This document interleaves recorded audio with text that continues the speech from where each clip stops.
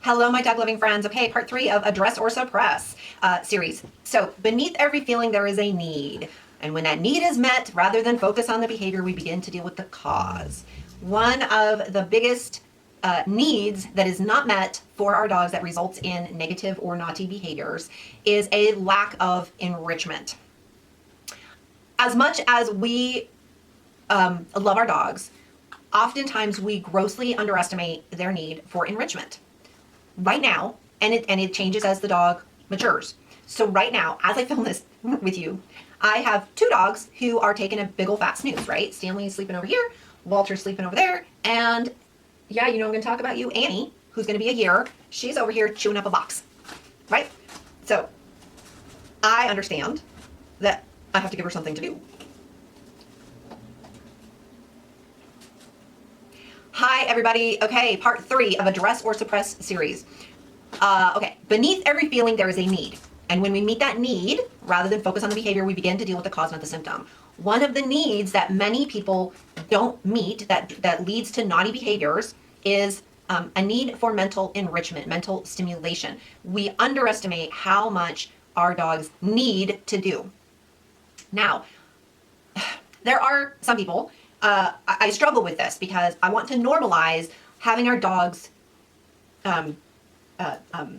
bringing our dogs into our lifestyle, not having to change 100% of what we do, what our lifestyle is for the needs of the dog, right? For instance, there are some people who do all these dog sports, like this and this and this and this and this. And sometimes I've had people say to me, well, like, I just don't have the energy to do that. And I feel like a bad parent, a bad pet parent. I'm like, you're not a bad pet parent. Like, not everybody can do a multitude of things with their dog. Like, let's normalize our dog, kind of fitting into our lifestyle. Part of that is good breed selection before you bring the dog into your lifestyle. But if the horse is out of the barn and you have a dog that needs more mental enrichment, you have to provide that. Your dog's level of mental enrichment will change as they get older. Right now, as I film this with you, I have 2 dogs who are taking a nap. Stanley's 11 and he's taking a snooze. Walter's almost 4 and he's over there taking a nap. He's used to this. Like, we had our morning walk and we played this morning, and then now Mama's at work. It's time to work. It's time to settle down. But then guess what? Here's Annie, my 1-year-old. And I did not meet her mental enrichment needs this morning.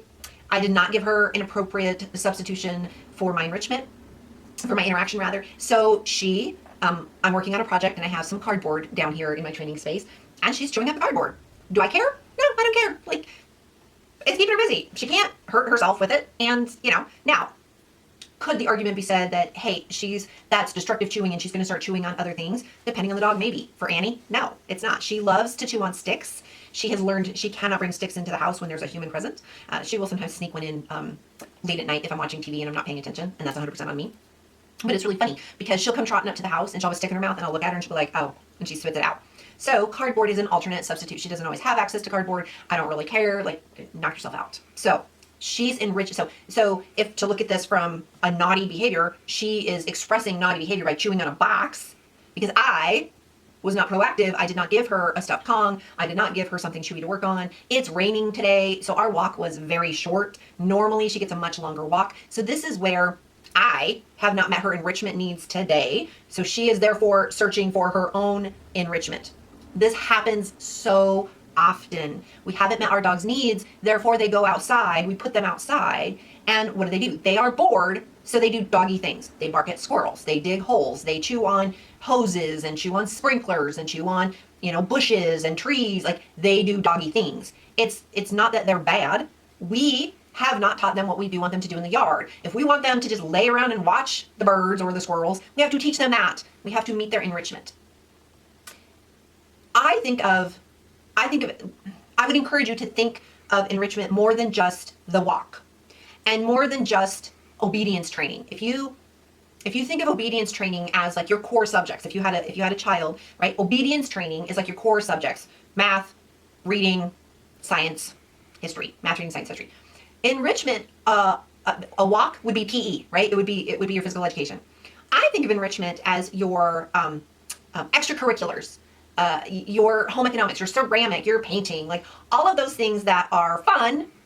But could your kid go to school and not have the fun things? Sure. Is school going to be as much fun? Probably not. So think of enrichment as the extracurriculars, and you might find that your dog really excels in one particular area. So that's why I love food toys. I love, even a stuffed Kong would fall under a mental enrichment, depending on how you stuff it. If you always put peanut butter in it, that's too much peanut butter, too many calories for your dog. But so you could do some dry kibble with a little bit of peanut butter. You could do some moistened kibble with a little bit of peanut butter, or you could change it completely and put some yogurt or some canned pumpkin in there. Make sure your yogurt doesn't have xylitol, right? Like keep that in mind. They don't need the flavors, right?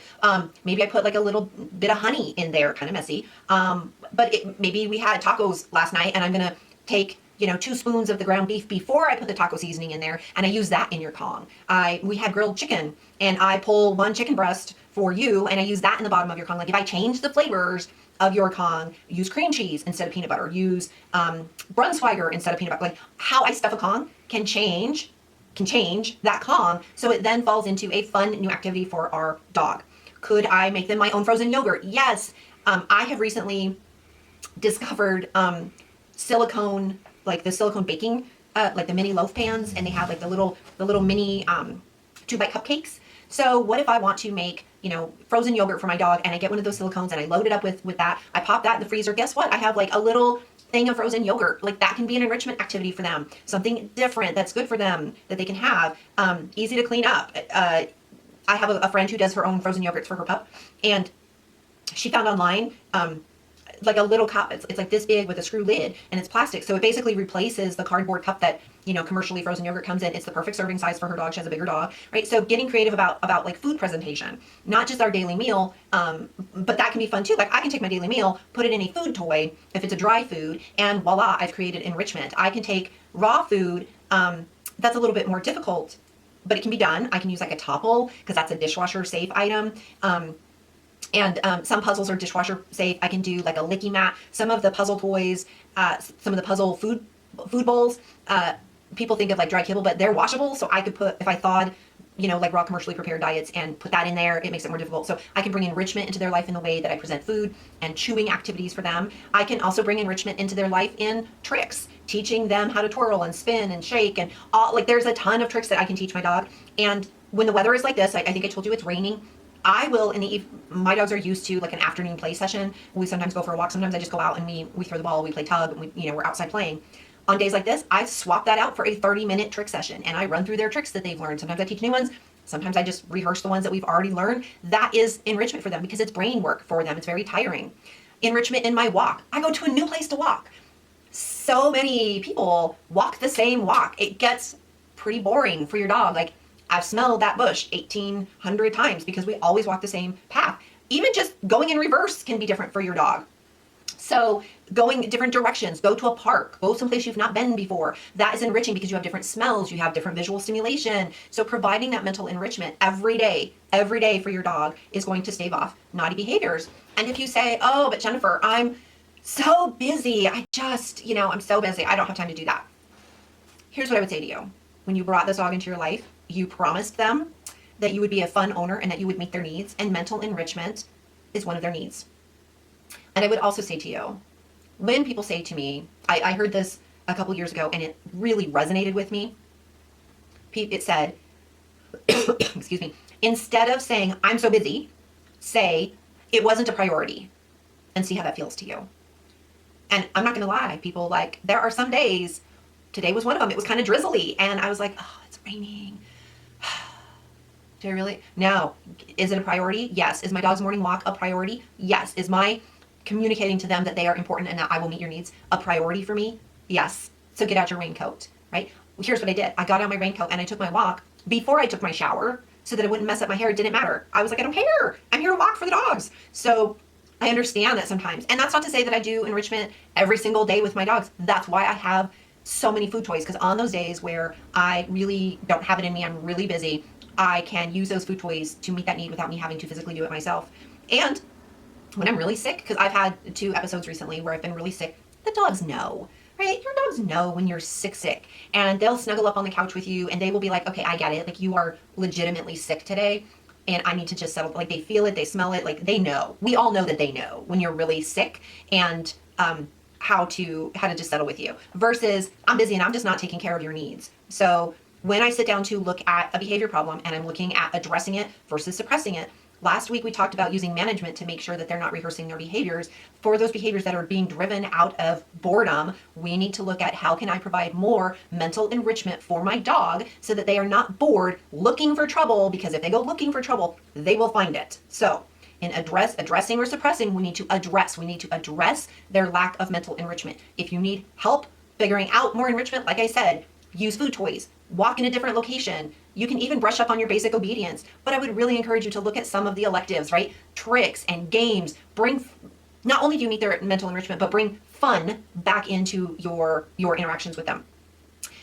The last thing I would tell you when it comes to this, often I hear people who walk their dogs for a long time, or they throw the ball for a long time, thinking that they're meeting that need. And you are to some degree, but again, that's like PE, that's like physical education.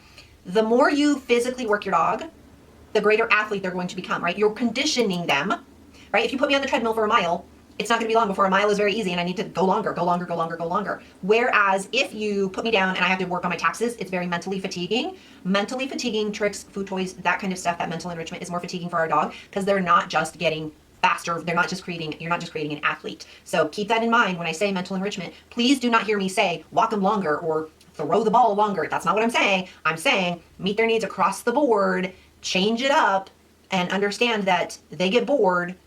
Because here's the thing, they don't have opposable thumbs.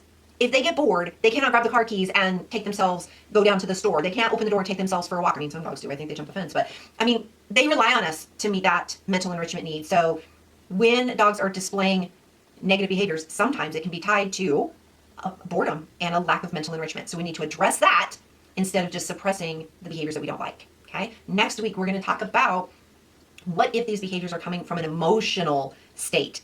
So stay tuned for next week, which is episode number 4 of Address and Suppress. Until next time, may you always have a dog to love.